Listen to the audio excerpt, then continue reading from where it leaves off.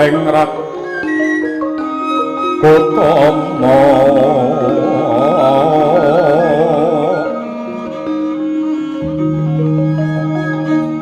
manggo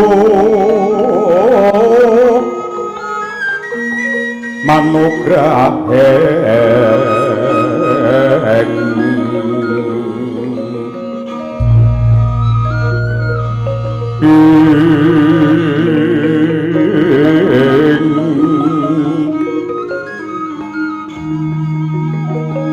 lan siswanto sakutra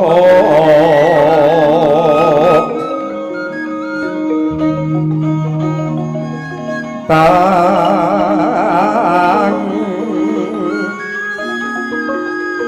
wasminaya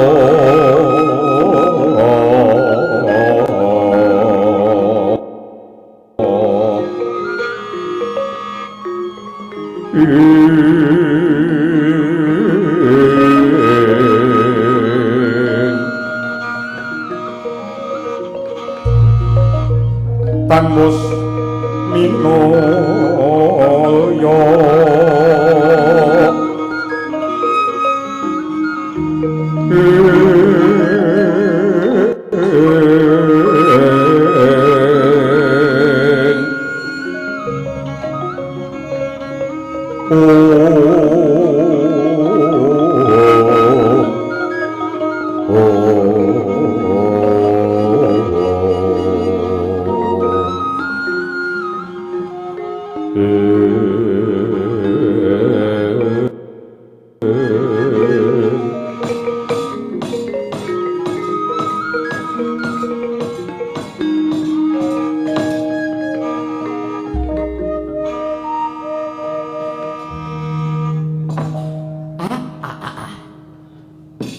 begegek uget sadulita mene nuwun sewu sampun sawetawis dangu para-para ingkang minulya jagat menika lelenggahan wonten ing pasanggrahan Hupalawiya ning rumangsaku sing do lungguh iki kok dudu menungsa kaya patung merga wis pirang-pirang menit mung bungkem 1000 basa bungkem ki diam 1000 wis ngarani basa kuwi bahasa mesti ora ngerti wayang-wayang iki. Sinuwun Prabu Ndarawati, piye Kakang Badranaya lah dalah. Nadyan sing duwe pasanggrahan durung paring dawuh tinimbang kula niki mangke klerah-kleru. Kula lan Paduka menika sampun sawetawis anggenipun mapan wonten pasanggrahan. Ya elek-elek Semar iki ya dayok. Sing jenenge wong ketekan dayoh niku jarene wong Jawa syarate 3 sing duwe omah kudu bisa gupuh suguh karo lungguh. Gupuh tegese gupuh ngurmati tekane tamu, suguh nyuguhi marang tamu sing rawuh, lungguh tegese minarake. Gandeng kabeh mung meneng wae janjane kula nggih kepengin nyambi mam napa ta napa ning ora dimanggake kula dhewe ya pekewuh. Ora usah nganggo ewuh pekewuh Kakang Badranaya, mara gage kuwi diunjuk utawa didhahar sakanane. Nggih, ning nuwun sewu tinimbang kula mangke kuwirangan kula tak takon, semut niku basa aluse napa? Semut. Semut kuwi blekiti utawa blakiti. Kok dibleki niku ora kok dibleki? Mula lamun to sang widu pamayang ingkang nyolahake wujuding mayang kae saben-saben bubar budalan mesti ana pocapan. Budaling Prawadyabala prasasat kaya sela blekiti, sela watu blekiti semut. Semute dibruki watu ora.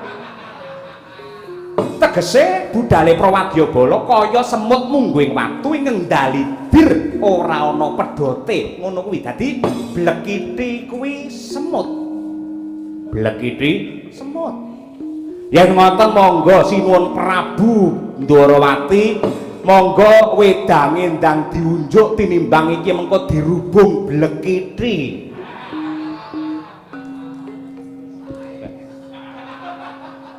Ya meseme ora lho, kebangetan le sedih mengko Bratayuda ya wis rampung, wis menang. Parandene kok ya kabeh padha sungkana. Sungkawa Kakang. Nggih, sungkawa.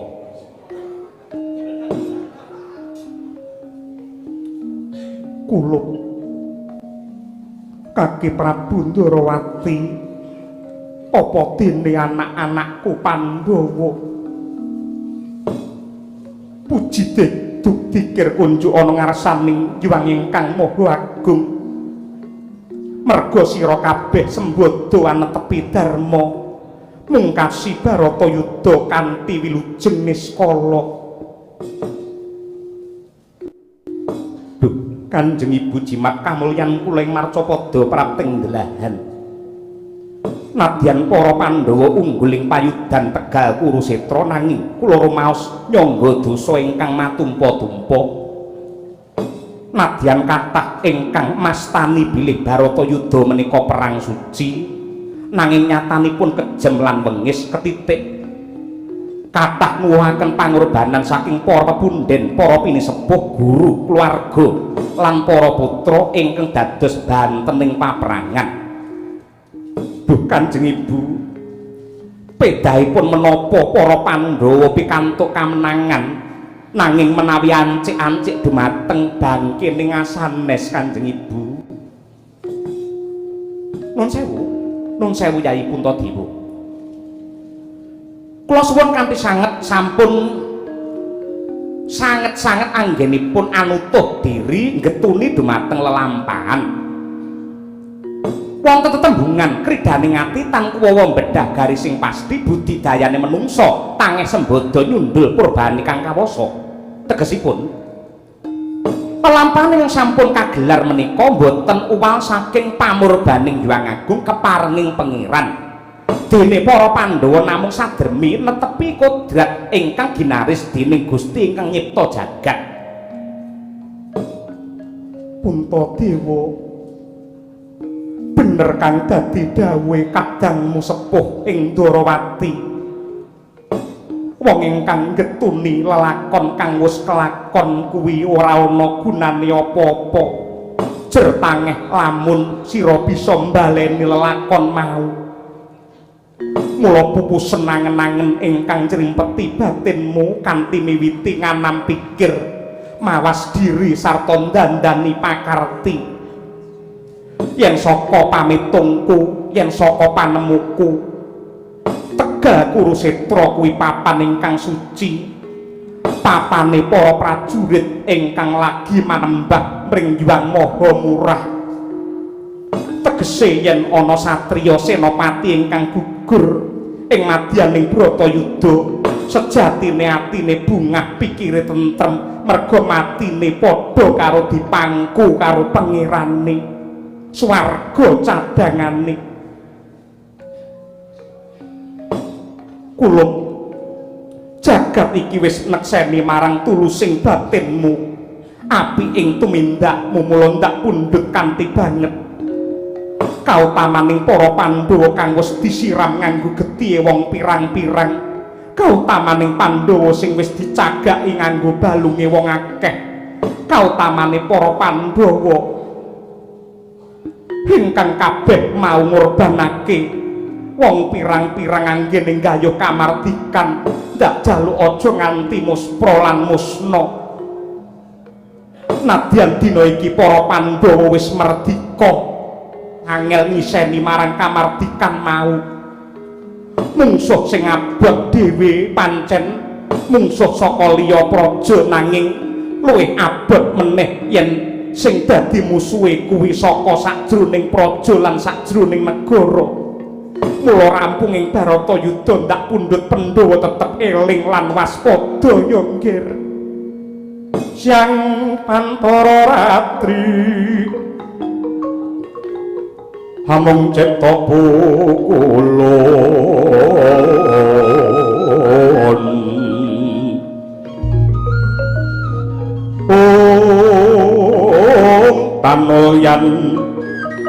tanulyan kesi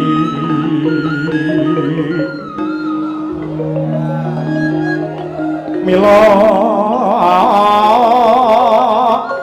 katur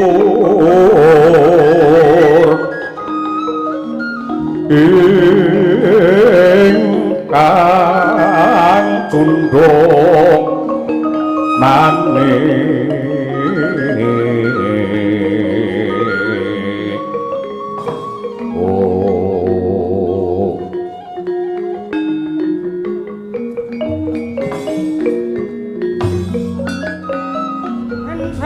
pamoring suksma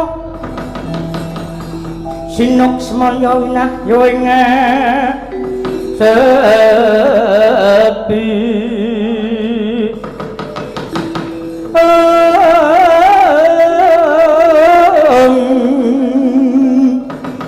pambukaning warana dalem saking liyep layeping haluyut Indo pecating subeno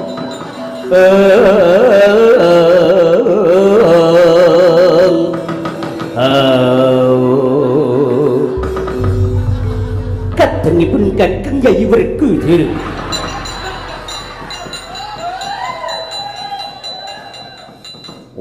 kamu kaya ngono ki ngece apa piye? Ya mergo saka senengku. Iki kabudayan iki apik. Sing kudu dilestarekake lan uga diuri-uri. Dimas. Apa? Baratayuda wis rampung ning ibarate wong gegawa ora saya enteng perendene malah saya abet. Kok ngono? Ripalungguhan iki jungguh karo pangandikane ibumu Kunti Talibrata. Kowe mbiyen wis kelakon nggayuh marang kamardikan, kewajibanmu sing luwih angel meneh ya kuwi kudu ngiseni marang kamardikan mau.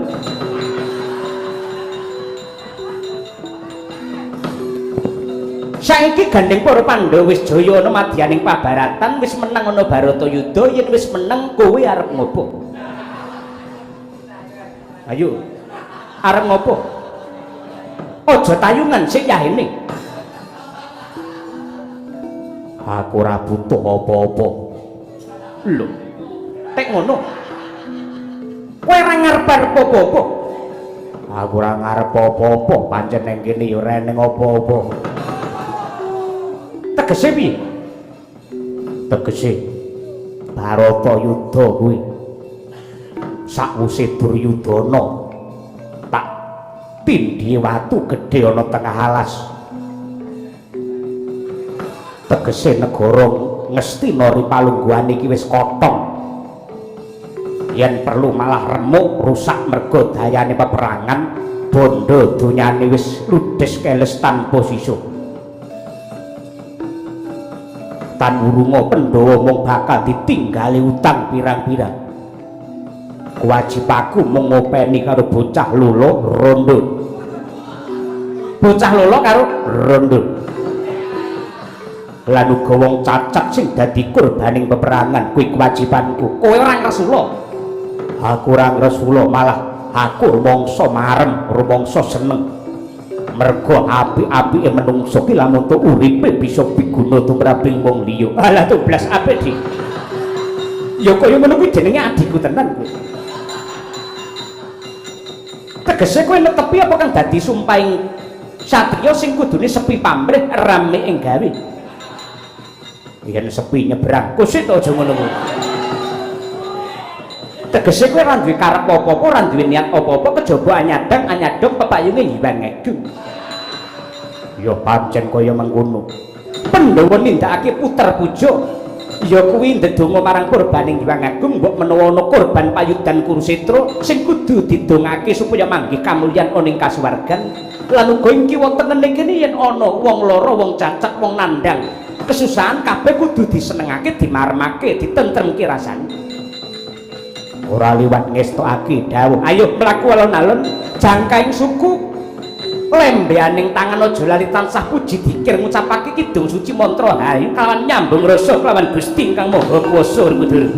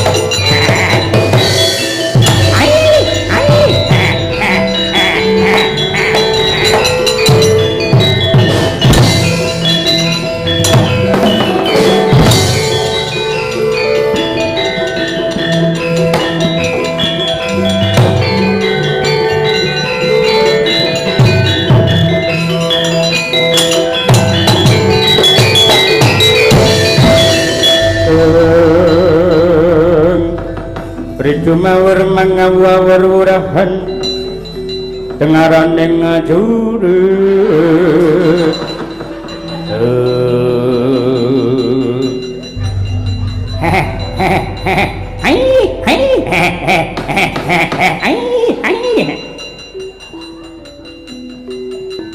ana apa Werkudara?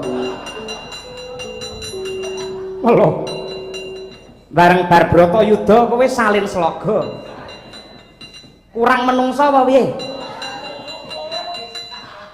Golek sing jembar kowe mendhi. Kowe aja delawanan. Petruk kan rene. Kepiye? Petruk kon rene. Iya. Petruk, nun. Timbali ndaramu Werkudara. Dipethukno. Dipethuk mung kene kono wae kok. Nggih, Pak.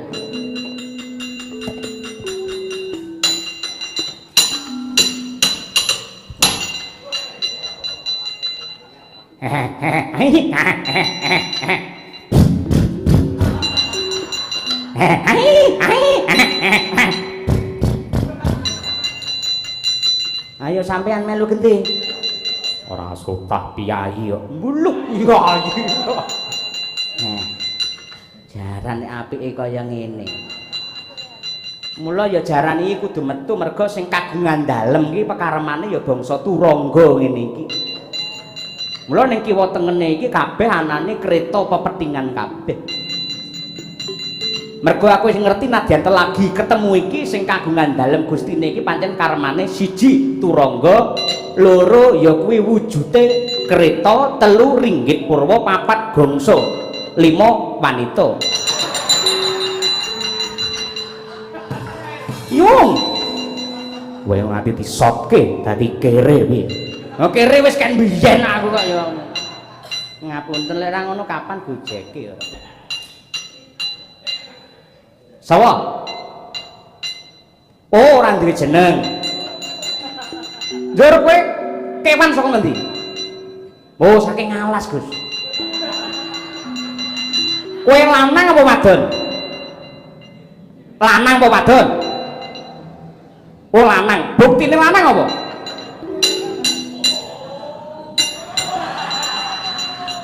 Iya lanang. Lah, teko kene areng napa?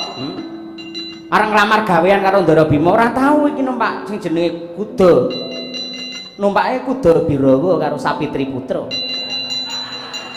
Ah, kuwi jaranan Tulungagung ora. Anggih Winursita lampahe anut wirama. Kita warga seni jaranan dandut kreasi. Kaparingan asma turangga Sapitri Putra tak dudun minggato ora.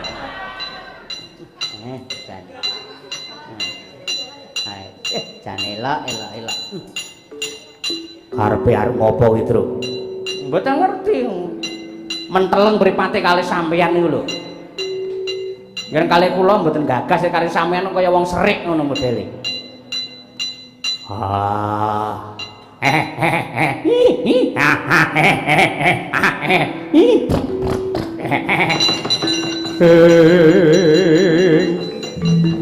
Kabyat risang kabiran rinangkul kinempit kempit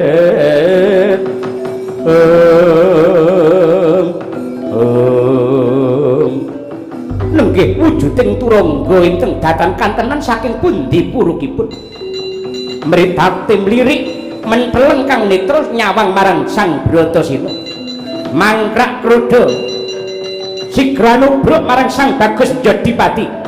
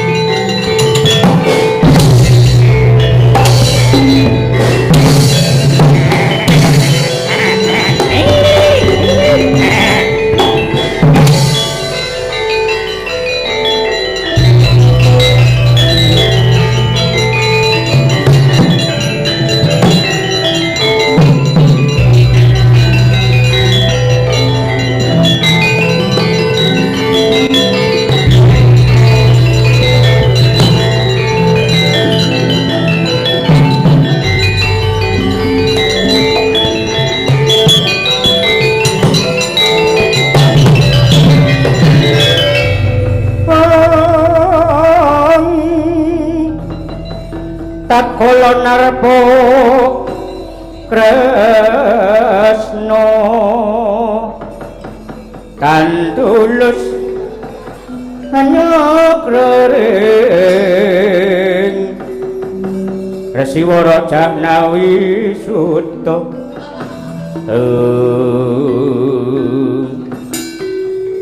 wah saiki ana undak-undakane ora mung perang nganggo gada rujak polo rekake saiki dapuk jaran dor bareng ora ngece ngono arep melu jatilan lho aja delawanan ora ngerti sangkan paraning bilai ana wujude jaran mripate mlirik nyawang aku mangkrak krodho nendang karo aku digawa ngalor ngidul nganti musak masik sandang aku lah kok kowe ora males aku ora ngerti kaya ana daya luwih sing marakake Werkudara ki ora wani ngopo-opo karo jaran kae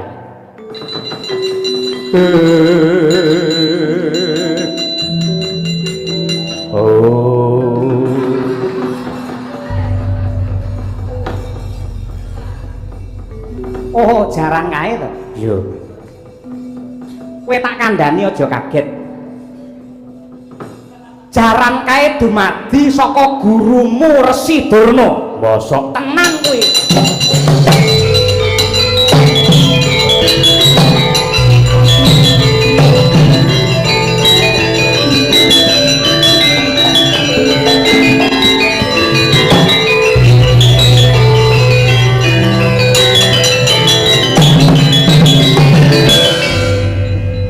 Ngerti ya Werkudara yektine iki kabeh sasmitaning Gusti karma ingkang sinandhang dening Resi Durna mengko dhisik lupute Drona bapakku apa kae pendhita putus sing minterake Pandhawa Bapa Durna kae sugih lelabuhan lan gelem ngorbanake nyawa ing Bratayuda minangka senopati ya gini sukmane isih klamberangan kaya ngono Werkudara apa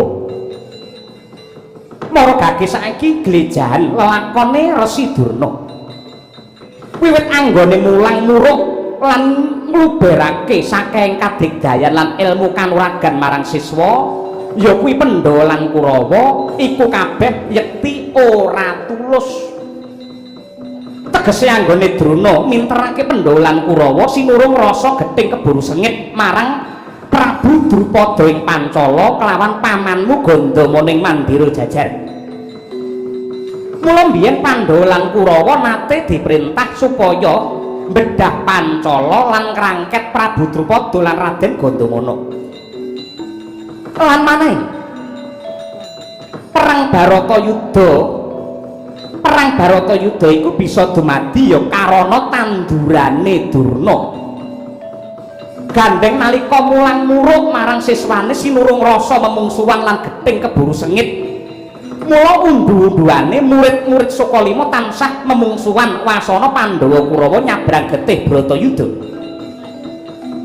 Ya merga ilmu ingkang rinegem Durna kanggo pancatan kerusakan mula ora aneh ora mokal gurumu sukmane klambarangan negar-negar kaya jaran ucul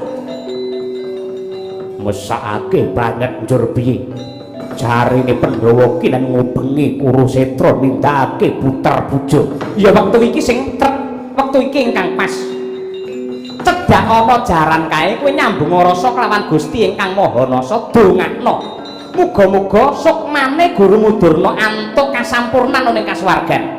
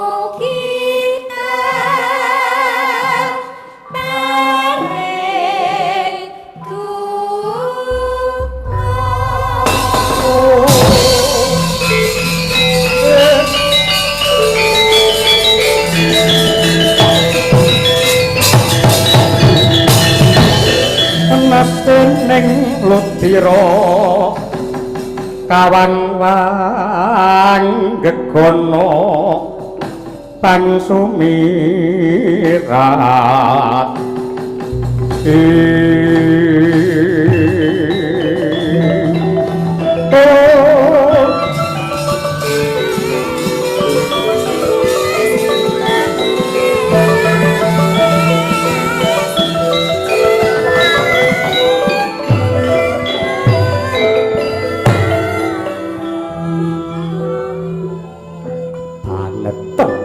lakonmu Drona guruku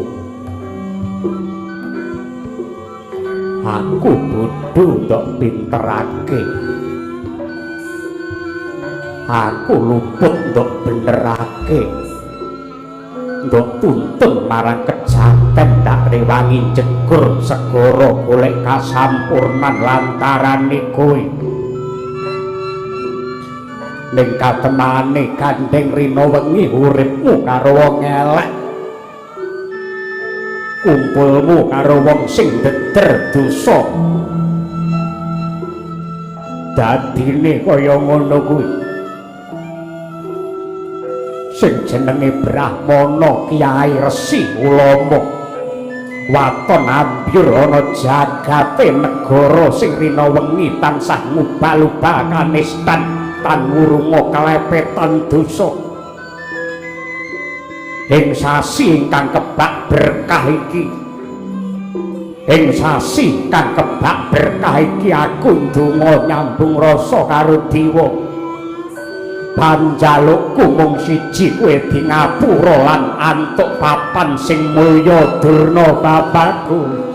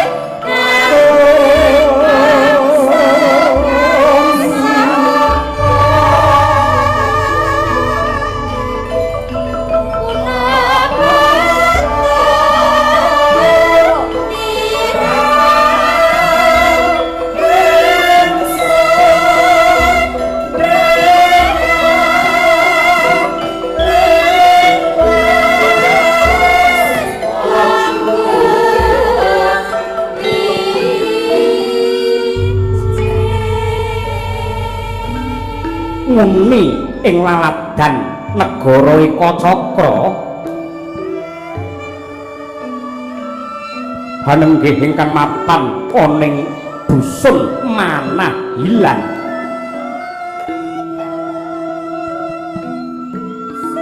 ing dusun Manahilan sinten to kang lagi mapan ing pinggiring sumur nenggih warandane Suwargi Ki Demang Ijrapa ingkang nama Nyai Ruminto kembeng-kembeng kambak ing rasa sedih dalewer ponangluh nangis sesenggrukan ing pinggiring sumur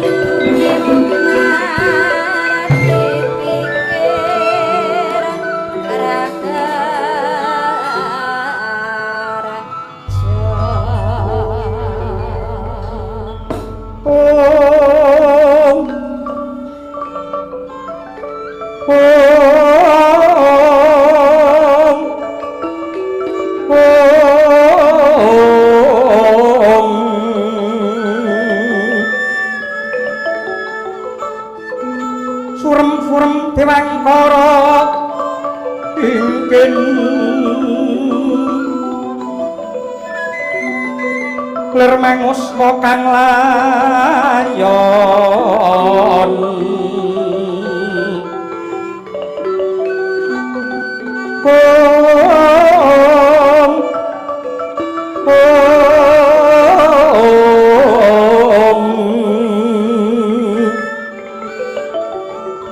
penyu ilang memak nise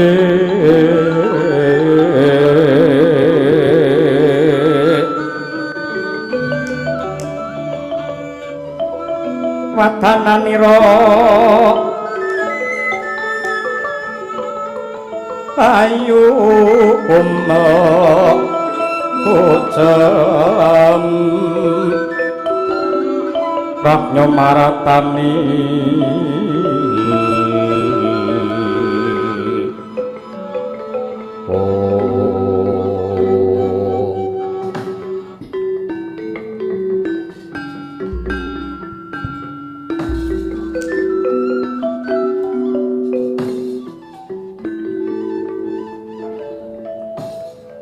nuwun sewu Nyai panjenenganmu kuwi sapa lan sebabe apa mapan ana cedhak ing sumur iki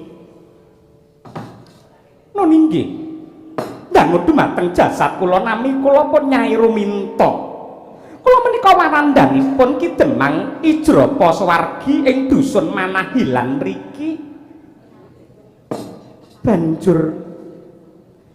banjur sebabe apa dene Nyai Ruminto ndak sawang wiwit mau mawali-wali nimba banyu ning sumur nanging bareng wis entuk banyu malah ndok balekake meneh ana sumur mangkono bola-bali banjur panjenenganmu nangis ngguguk iki ana apa lan sebabe apa kok patrapmu kaya mengkono Nyai inggih nyuwun pangapunten nyektosipun kula madosi bandha donya kula ingkang nalika rame ning Baratayuda rumiyin kula cemplungaken wonten madyaning sumur mriki. Sebab apa kok bandamu ndok cemplungake ana sumur iki nalika Bratayuda biyen? Awit nalika perang Bratayuda Sentana Praja lan pamong desa mboten wonten ingkang migatosaken dumateng kawontenanipun para kawula. Sedaya sami angayahi Bratayuda satemah kathah para durjana rampok ingkang jarak rayah bandanipun para kawula. Pramila supados bandha kula mboten dipun jarah kalian Brahma Corak, lajeng kula cemplungaken mapan wonten ing sumur mriki nanging menapa to sebabipun sakmangke brana kula kok mboten wonten menika kados pundi? Wadananira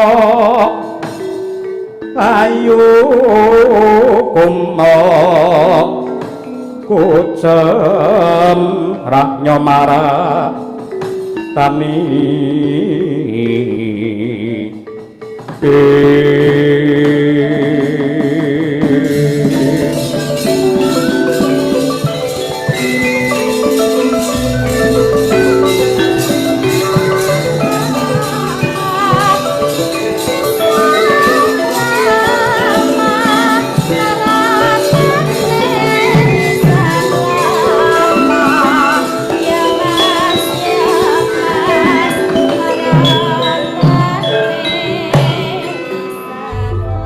Puntadewa wonten dawuh ibu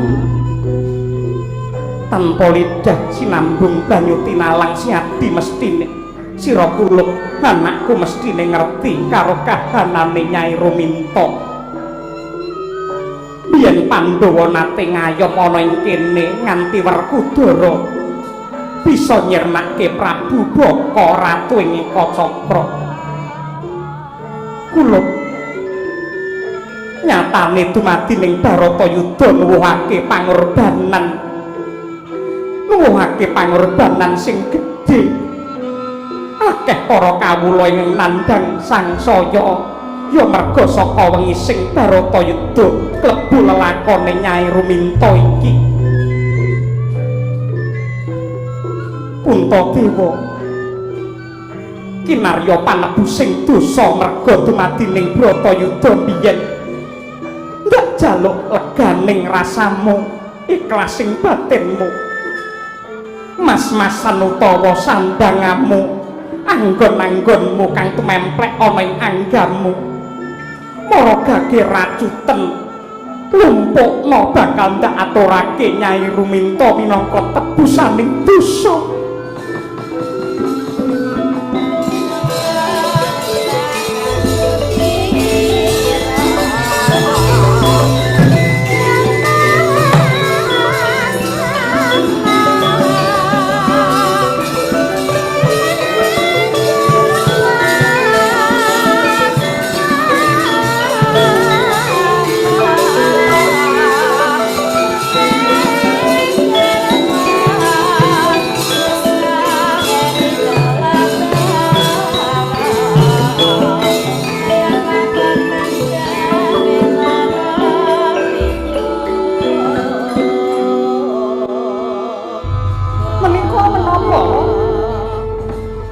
Kowe wujude bondo anggon-anggon mbok menawa ana pedahe ana gunane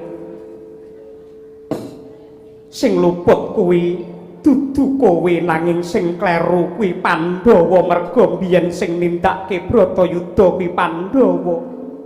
Nanging babar pisan kula mboten anggadhahi raos serik dumateng pepundhen kula Pandhawa. Menika rumiyin ingkang ngayomi dumateng kula lan warga ing Manahilan malimbaripun wonten ing Ekacakra mriki awit wengisipun Prabu Baka nalika semanten. Ya nanging Pandhawa tetep dosa. Mula bondo iki tampanen Nyai gunakna kanggo nyambung urip.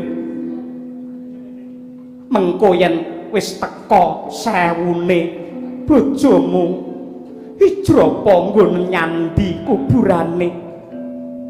Yen isih sisa gunakna kanggo mbangun papan pangibadah ing pamrih men menungsa ki uripe ora mung kedanan karo bondo ning glemong ibadah lan manembah.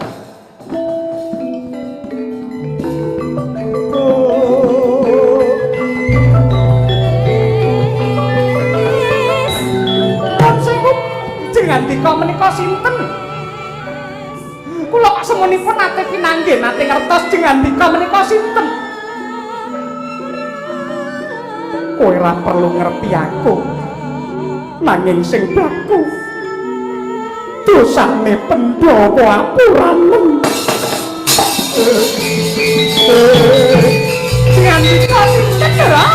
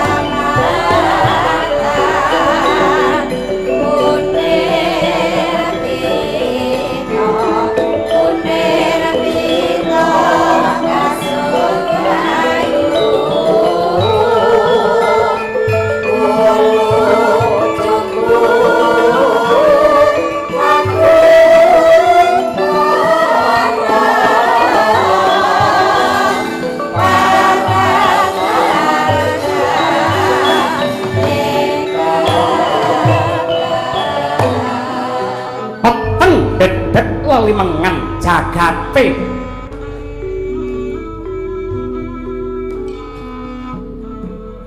sadalan-dalan jabang bayi kang ginendong moh mandhek nggenya nangis kan mangkono andadekake bali uring penggalih trenyuing rasa nenggih garwa prajurit ingkang tinilar pejah nalika Baratayuda satemah dadi waranda nama Nyai Nawangsih.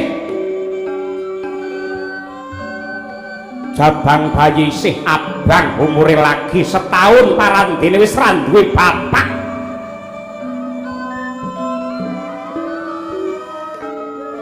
Ngalumpruk datan darbe karekat kaya linolosan nata bebayune.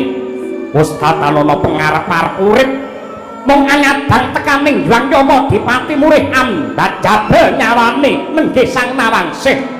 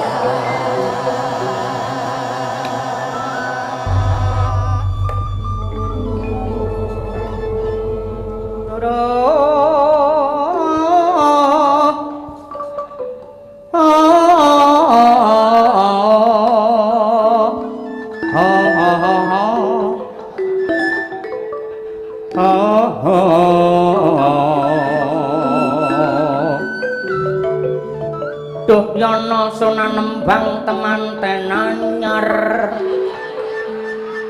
sing lanang wis brai sing wadon durung brai bab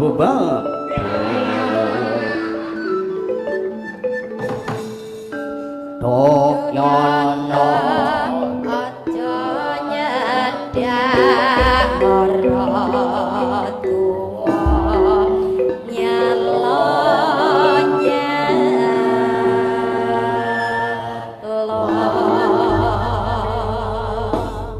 Dodo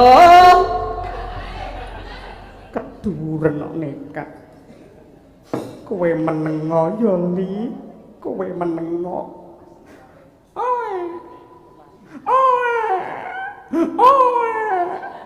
kurang piye to ibumu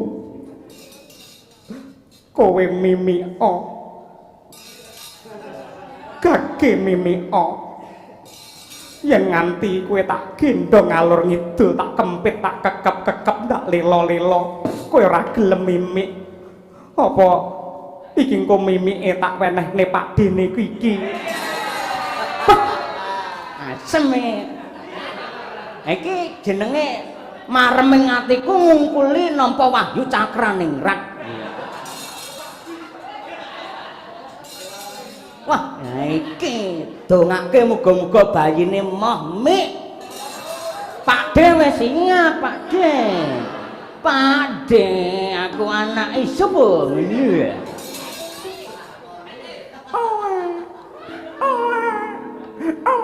cuk-cuk menengo kowe aja nambahi trenyuwing batin bapakmu wis ra enek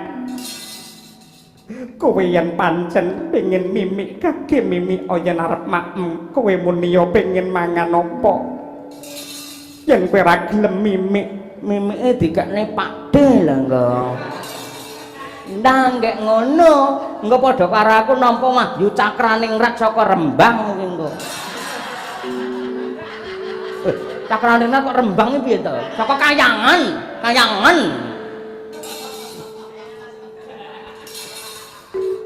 Sampurasun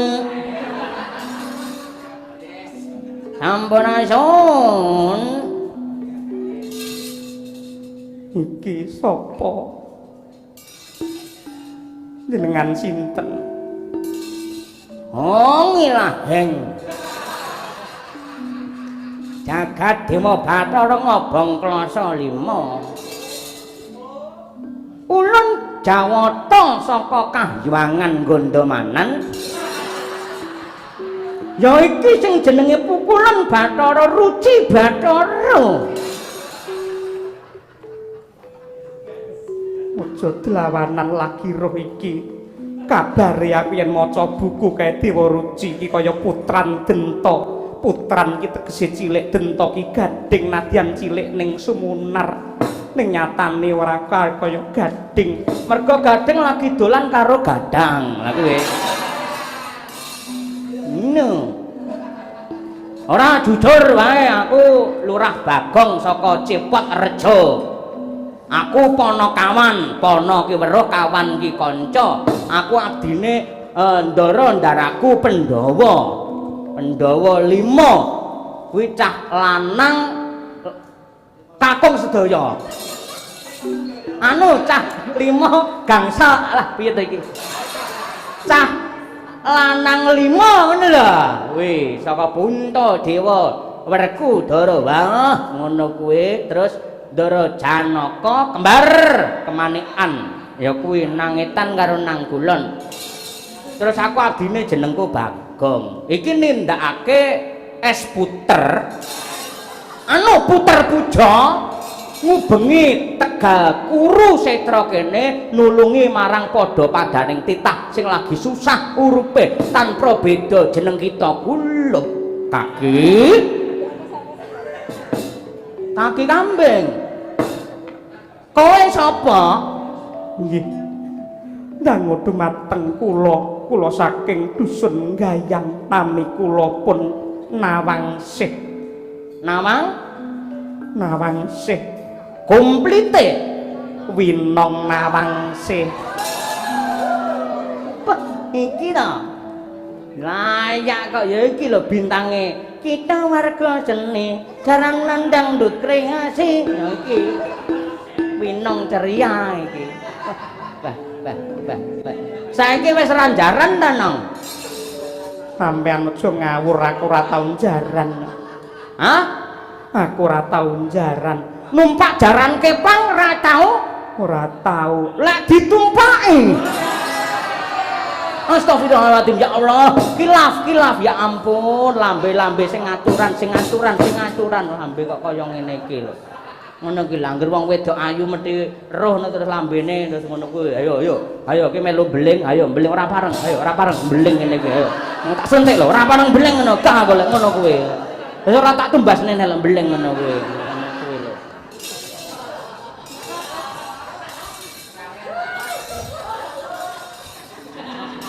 Dadi iki bapake ra ono. Sampun sedo. Dadi pahlawan Bratayuda. Inggih. Wah. Jan, aku melu prihatin ya, melu bela sungkawa dene. Ning kowe percaya karo adiling kodrat. Sing jenenge wong mati iki dipérang dadi telu, siji mati nista, loro madya, telu utama. Ya. Rungokno, Guluk. Sing jenenge mati nista ki merga kendhat talimurda suduk salira lampus diri ngrampungi uripe ngangge carane dhewe iki jenenge pati nista. Ewadene pati madya kuwi pati merga kakehan umur wis sepuh utawa nandang lara perkara swarga lan neraka gumantung amale nalika ning donya mbiyen. Lah sing apik dhewe iki sing digandrungi wong pirang-pirang ya kuwi pati utama berkakah minangka kusuma yuda ana ing ajanging pabaratan Tegal Kurusetra. Lumantar peperangan ya kuwi Bratasena. Anu Bratayuda jaya binamun. Wis cadangane bojomu wis genah swarga. Aku ki apa ki jenenge Ramentala anakmu ki lho, lanang apa wedok? Nggih, jaler. Umure pira kowe? Nggih, nembe setahun. Wah, jan gantenge kaya ngene wis ra duwe bapak. Wah, jan.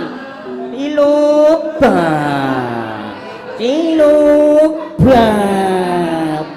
Jan menggunung.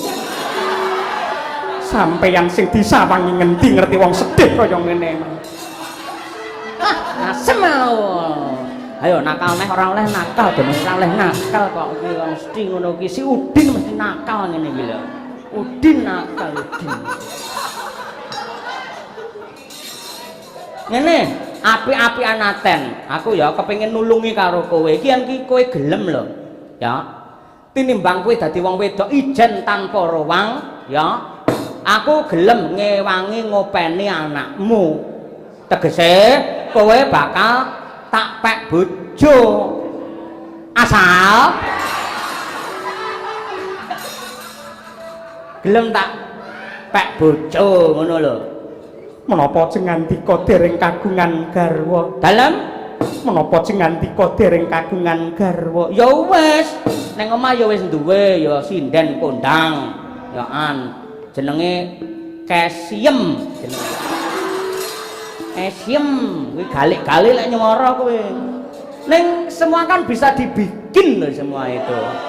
Bisa ya semacam gimana, yang penting semua itu bisa adil dalam rumah tangga. Nah. Mergo jujur wae kowe bakal tak rabi tegese tak wayuh ngono lho. Mangke menawi garwa jenengan menika nesu ora bakal nesu. Dek iki kebangetan le cinta karo aku. Tak kapak-kapake manut dek wis to. Tenan, wis to. Oh. Mulai neng omah dikepruk karo ngono lho, aku nyelametne kowe tenan. Lan aja kok anggap wong wayuh kuwi njur wong lanang nuruti nafsu ki ora. Sing jenenge wong lanang rabil kliwat saka siji itu adalah penyelamatan terhadap wanita. Camkan itu, ya. Asal kok wong wayuh kok mujudake nglametake wong wadon nulung wong wadon menika kados pundi? saiki digagas ya. Saiki saka dhuwur Nabi Adam ya. Kuwi karo Siti Hawa, kuwi kagungan putra racake lak kembar gampit. Lanang wedok, lanang wedok, lanang wedok sing ora kembar mung rong sak jodoh. Wah, ora kembar sak jodoh kuwi to. Sing ora kembar mung loro, liyane kembar gampit lanang wedok. Jumlahe wong lanang karo wong wedok biyen ki pancen padha. Ning gandeng jaman biyen nganti saiki akeh wong perang, mongko sing perangi umume sing maju lanang apa wedok? Nggih tiyang jaler. Nah, mula sing jenenge wong perang lupute menang kalah yen ora lara ya mati, akeh wong lanang mati. Akhirnya jumlahe wong lanang karo wong wedok kuwi akeh wong wedok, mergo akeh wong lanang mati. Lah, yen nganti jaman saiki wong lanang karo wong wedok jumlahe akeh wong wedok, wong lanang siji karo rabi karo wong wedok siji, iki mengko wedoke turah. Hah? Lek turah nganti jamur piye jal ngono. Ayo nakal gah ora pareng beleng ngono kuwi. Ayo ora pareng beleng. Udin diam Udin. Piye pamang ngono piye? Hah? Ya, aku niatku apik, sepi pamrih rame gawe, tetulung marang pepadane urip ngono lho, ya. Mergo ana paribasan. Nawangke. Nimas Pendara wong ayu.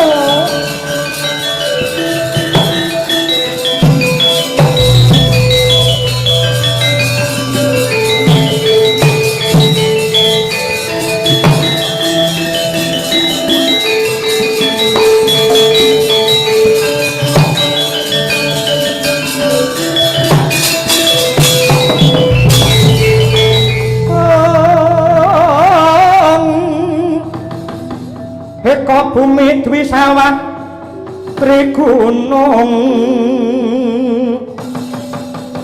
Trigunung catur samudra Panca taru sabangunan Sabta pandita asta tawang Nawa dewa Dasaratu